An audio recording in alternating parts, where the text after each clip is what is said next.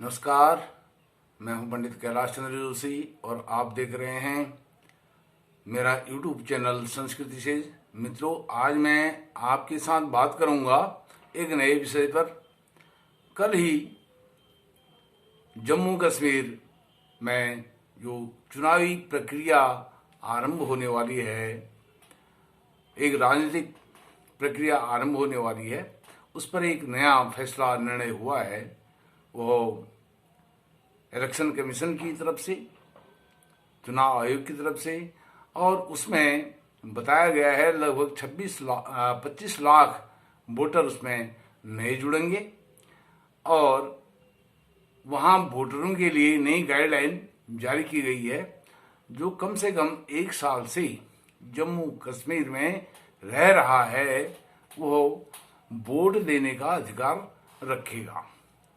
और यह मतदाता जो सूची है इसमें उस व्यक्ति को शामिल किया जाएगा। और इस फैसले से जो विपक्षी हैं, भारतीय जनता पार्टी को छोड़ करके तमाम विपक्षी, जितने भी विपक्षी लोग हैं, सब इसकी आलोचना कर रहे हैं कि सरकार जो है एक अपने षड्यंत्र के तहत ऐसा कर रही है। और वह आरोप लगा रही है कि बाहरी लोगों को जम्मू कश्मीर में वोट देने का अधिकार देकर के सरकार जम्मू कश्मीर के जो लोकल स्थानीय लोग हैं उनके साथ अन्याय कर रही है। अब यह अन्याय कैसे है भाई? लोकतंत्र है, जब जम्मू कश्मीर भारत का अभिन्न अंग है तो बाहरी और स्थानीय क्या होता है? सब भारत वर्ष के लोग हैं, भारतवर्ष के निवासी हैं और सबका संविधान एक है। संविधान प्रदत्त अधिकार सबको समान रूप से मिले हुए हैं। अब इससे जो विपक्षियों को मिर्च लगी है, इसका कारण आसानी से समझा जा सकता है। और इनकी जो जमीन है वो खिसकने लगी है। अब यह कह रहे हैं कि यहाँ पर ऐसा करके सरकार हिंदुत्ववादी सरकार बनाना चाहती है और यह जो है सनातन के लिए बहुत अच्छी खबर है, बहुत प्रसन्नता का विषय है। क्योंकि 370 धारा हटा दी, 4 साल हो गए, और 35 भी हट गया। लेकिन उस धारा को हटाने के बाद मैं समझता हूं पहली बार ऐसा कोई निर्णायक कदम उठाया गया है जो वास्तव में जम्मू कश्मीर को भारत का अभिन्न अंग बनाता है।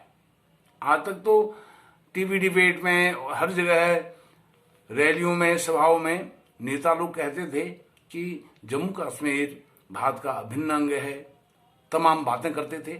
लेकिन वास्तव में असली रूप में यह एक पहला कदम है जम्मू कश्मीर को भारत का अभिन्न अंग बनाने में। क्योंकि इससे क्या होगा, इससे जो भेदभाव जम्मू कश्मीर और अन्य भारतवर्ष का था आज तक, वो भेदभाव मिट जाएगा। यहाँ के लोग वहाँ, अब जैसे आप हैं, हम हैं, हम उत्तराखंड, मैं उत्तराखंड से रहने वाला हूँ, मैं मूल निवासी दिल्ली का नहीं हूँ, अभी मैं दिल्ली में रहता हूँ, तो मैं यहाँ वोट देता हूँ। कोई हिंदुस्तान में, भारतवर्ष में कहीं भी रह करके वोट देने का अधिकार रखता है। यह हमें संविधान ऐसा कहता है, 1 साल तक यदि आप वहाँ पर रह चुके हैं। अब यह बाहरी और स्थानीय का क्या मतलब होता है? ऐसे राग अलापने से कुछ हासिल होने वाला नहीं है। और असली में 370 धारा हटाने का मतलब यही है कि जो जितने भी बैरियर हैं उनको तोड़ दिया जाए। इसी प्रकार से मैंने पहले भी एक वीडियो बनाई थी, उसमें मैंने कहा था कि जम्मू कश्मीर को जब 25 लाख वोटर के आसपास अधिक और इसमें जुड़ने वाले हैं 2011 के सेंसस के आधार पर, तो जम्मू को अधिक राजनीतिक प्रतिनिधित्व देना चाहिए बनस्पत कश्मीर के। तो इस प्रकार से वह वीडियो भी आपको इस वीडियो के लिंक में डिस्क्रिप्शन में उसका लिंक मैं आपको दूंगा, वह आप जरूर देखना। अब वोटर कौन कौन हो सकते हैं उसके विषय में मैं आपको बताता हूं। जो बाहरी छात्र हैं, जो भारतवर्ष के अन्य प्रांतों के छात्र वहां पर जाकर के अध्ययन कर रहे हैं, वह वोट दे सकते हैं।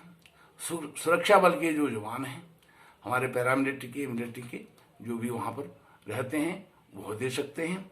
सरकारी जो कर्मचारी हैं वह दे सकते हैं। और प्रवासी जो मजदूर हैं, अन्य प्रदेशों के हैं, वहां पर रह करके वह अपना काम धंधा करते हैं, तो वह भी वोट दे सकते हैं। और जो लोग 1 साल से रह रहे हैं, जिनके पास अपने भी जो भी साल भर के रहने के दस्तावेज होंगे, वह दिखाने होंगे। वह दस्तावेज क्या होंगे वह मैं आपको बताता हूँ, क्या क्या कागजात उन्हें दिखाने होंगे। जिसके पास किसान बही है, उसके आधार पर वह वोटर बन जाएगा। जायदाद के मालिकाना हक के रिकॉर्ड जिनके पास हैं, आधार कार्ड है, पैन कार्ड है, राजस्व विभाग का रिकॉर्ड यह है, किराएदार के जो एग्रीमेंट के दस्तावेज हैं वह है, खुद का जिसका घर है, बैंक की मौजूदा जो पासबुक है उसमें 1 साल से पहले की जो पासबुक है उसके आधार पर भी वह व्यक्ति वहां का वोटर बन जाएगा। और पानी, बिजली, इसके जो बिल हैं, गैस के बिल हैं, इसके आधार पर, और पासपोर्ट और भी अन्य काफी चीजें हैं। ये मुख्य दस्तावेज चाहिए वहां का वोटर बनने के लिए। मित्रों, अब ये जो जम्मू कश्मीर है यह कश्यप ऋषि की भूमि है, तब वो भूमि है। और हम कौन हैं? हम कश्यप ऋषि के संतान हैं। आपने देखा होगा हमारे उत्तराखंड में कश्मीरा पंडित रहते हैं। वो कश्मीरा पंडित कौन है? वह भी कश्मीर से भाग करके आए हैं अपनी जान बचाने के लिए। अब वो कश्मीरा पंडित के नाम से वहां जाने जाते हैं उत्तराखंड में। तब से पता नहीं कब से आए होंगे, हम उनको बहुत बचपन से ही देख रहे हैं। 60 साल तो हमको देखते हुए हो गए हैं उन कश्मीरा पंडितों को अपने उत्तराखंड में। तो तब से यह पलायन, ये 90-91 में जो पंडितों के साथ वहां पर अत्याचार हुआ, दुराचार हुआ, उनको मार मार के भगाया गया, जेनोसाइड हुआ, ये 90-91 में शुरू नहीं हुआ है। ये पता नहीं कितने वर्ष पहले शुरू हो गया, आजादी से पहले से वहां पर एक षड्यंत्र के तहत हिंदुओं को भगा करके उनको जो डेमोग्राफी है उसको चेंज करने का एक बहुत बड़ा षड्यंत्र था।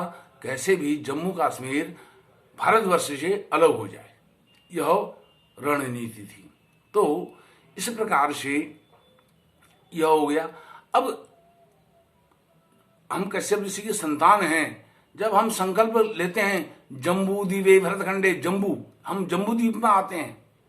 7 द्वीप बताए गए हैं पूरे ब्रह्मांड में, और हमारा जम्बू द्वीप है। जम्बू द्वीप और कश्यप ऋषि की तपो भूमि, तो वह भारत से अलग कैसे हो सकता है? तो यह जो 370 धारा हटाई है, 35A हटाया गया है, उसके बाद मैं समझता हूं एक राजनीति शास्त्र का छात्र होने के नाते मुझे ऐसा लगता है कि यह पहला कदम है। कितने मीटिंग हुई, बैठकें हुई, प्रधानमंत्री, गृह मंत्री, वहां पर कई जो वहां की सियासी पार्टियां हैं उनसे मिले, लेकिन वह मिलना वहां के जो विस्थापित पंडित हैं उनको भी अच्छा नहीं लगा, क्योंकि टीका टिप्पणी हो रही थी प्रधानमंत्री के खिलाफ। होनी भी चाहिए भाई। जब आपने 370 धारा हटा दी है, 35A हटा दिया है, फिर उसी गुपकार गैंग करके तुम उनको गाली देते रहते हो, और फिर उन्हीं के साथ बैठ करके आप राजनीतिक पहल शुरू करना चाहते हो। जब उनको जेल में डाल दिया है तो जेल में सड़ने दो ऐसे देश विरोधी तत्वों को, जिनको आप एक सामान्य भाषा में गद्दार कहा जाता है। तो यह स्वागत योग्य कदम जरूर है। और जम्मू कश्मीर को अधिक जम्मू कश्मीर में जम्मू को अधिक प्रतिनिधित्व मिलना चाहिए कश्मीर के वनस्पति में। यह वहाँ के जो विस्थापित पंडित हैं, हिंदू हैं, उनकी भी एक बहुत बड़ी मांग है, डिमांड है। तो इस प्रकार से अब इससे क्या होगा, इससे फायदा क्या होगा, जो मूल तत्व है उसको समझने की बात है। जो डेमोक्रेटिक वैल्यू है वो बढ़ेगी। आज तक जो मनमानी हो रही थी, वहां पर कुछ परिवार थे, कुछ पार्टियां थी, उन्हीं का प्रभुत्व था, उन्हीं की सत्ता थी, और वह एक षड्यंत्र के तहत यहां भारत सरकार को गुमराह करते रहते थे। सारी सुख सुविधाएं उनको मिलती थी, फिर भी वह पीठ में खंजर भोंकते थे। तो यह सबसे बड़ी जीत होगी। डेमोक्रेटिक जो वैल्यू है वो बढ़ेगी, और इसमें वास्तव में यह सनातन के पक्ष में यह निर्णय हुआ है। वो वास्तव में जब सनातन की हम बात करते हैं तो यह सनातन, यह हिंदू राष्ट्र बनने की पहल में पहला कदम है। पहला कदम मैं इसको मानता हूं। हम मंदिर मंदिर जाते हैं, वह एक अलग विषय है, लेकिन यह भारत को हिंदू राष्ट्र बनाने में मील का पत्थर साबित हो सकता है। यदि वहां हिंदू बहुसंख्यक हो गया तो यह बहुत बड़ी उपलब्धि होगी। तो यह सनातन के लिए पर्व का, हर्ष का दिन है, और यह पर्व के रूप में सभी सनातनियों को मनाना चाहिए। और मेरी जो इससे संबंधित पुरानी वीडियो है उसको भी इस वीडियो के डिस्क्रिप्शन में जा करके उसके लिंक पर क्लिक करके अवश्य देखिए। और हमें ऐसे फैसलों का स्वागत करना चाहिए, और जहां पर आलोचना करनी है, टीका टिप्पणी करनी है सरकार की, प्रधानमंत्री की, गृह मंत्री की, वहां पर टीका टिप्पणी भी करनी चाहिए, क्योंकि इनको जगाना भी पड़ता है। का चुप साध रहा बलवाना, हनुमान जी को भी बोलना पड़ता था, तो इनको भी कहना पड़ता है। तो इनको थोड़ा सा हिलाते रहना पड़ता है। मित्रों, आपने मुझे जम्मू कश्मीर के एक ऐतिहासिक निर्णय के विषय पर सुना, और आप इस वीडियो को प्रत्येक सनातनी तक, प्रत्येक हिंदू तक, प्रत्येक सनातनी तक इसको पहुंचाने का कष्ट आप जरूर करें। आपका बहुत बहुत धन्यवाद। नमस्कार।